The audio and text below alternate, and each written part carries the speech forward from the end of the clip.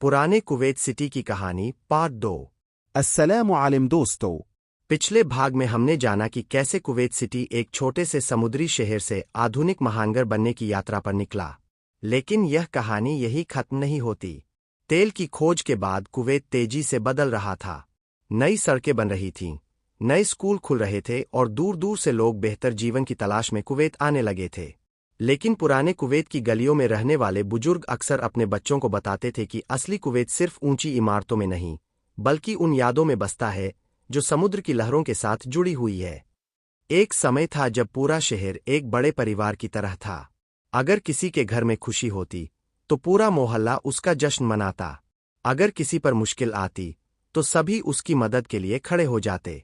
1960 और 1970 के दशक में कुवैत ने विकास की नई ऊंचाइयां छुईं। आधुनिक इमारतें बनने लगीं, अस्पतालों और स्कूलों का विस्तार हुआ और देश दुनिया के सबसे समृद्ध देशों में गिना जाने लगा।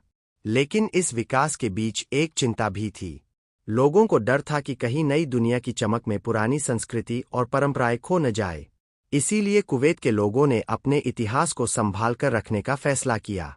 पुराने बाजारों, पारंपरिक घरों और समुद्री विरासत को सुरक्षित रखने के प्रयास शुरू हुए ताकि आने वाली पीढ़ियां जान सके कि उनके पूर्वजों ने कैसी जिंदगी बिताई थी। आज जब कोई कुवैत सिटी की चमकती सड़कों पर चलता है तो उसे आधुनिकता दिखाई देती है, लेकिन अगर वह ध्यान से देखे तो उसे हर कोने में पुराने कुवैत की झलक भी मिल जाएगी। समुद्र की खुशबू, मोतियों की कहानियां और उन लोगों की मेहनत जिन्होंने इस शहर की नींव रखी थी। दोस्तों, कुवैत की असली ताकत सिर्फ उसकी इमारतों या दौलत में नहीं है, बल्कि उन लोगों में है जिन्होंने कठिन परिस्थितियों में भी अपने सपनों को जिंदा रखा। क्या आप पार्ट 3 में 1990 के खाड़ी युद्ध के बाद कुवैत सिटी के पुनर्निर्माण की कहानी सुनना चाहेंगे? अल्लाह हाफिज। Red heart Kuwait.